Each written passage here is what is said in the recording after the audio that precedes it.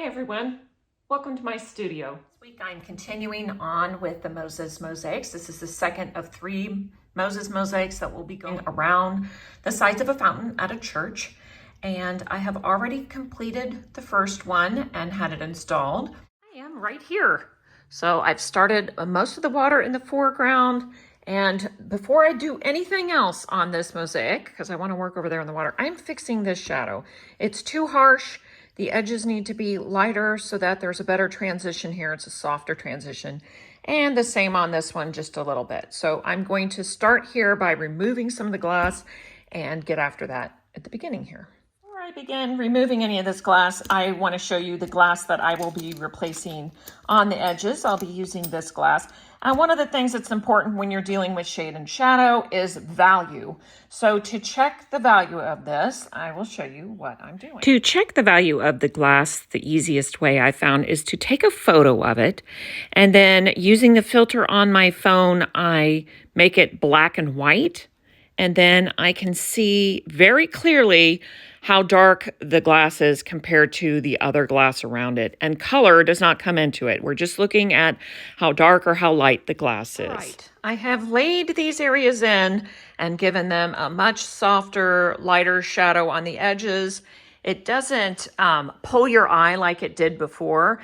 I like this block of shadowy wall, and it is similar to this wall, because it sort of ties in with these flowers and gives weight to this end, whereas the other side of this mosaic has got a lot more foliage to give this side weight. So it balances out this side, I believe. Anyway, I am now ready to finish this water that's in the foreground, and then I will continue with the water that's in the background. That's it.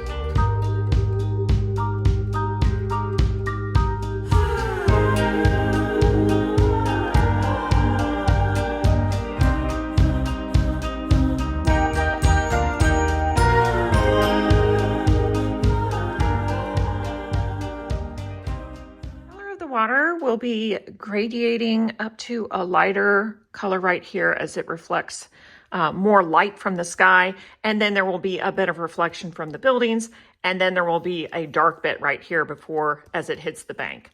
And then I will be able to work on this background and the sky, and then I'll be done.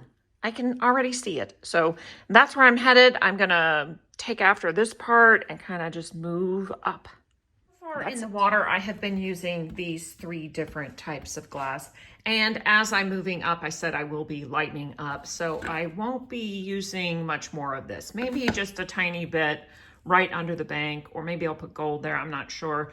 But not very much more of this. And I will be focusing on, this has light and dark, so I'll be lightening it up a bit.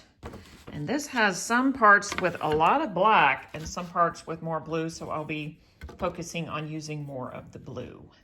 That's it.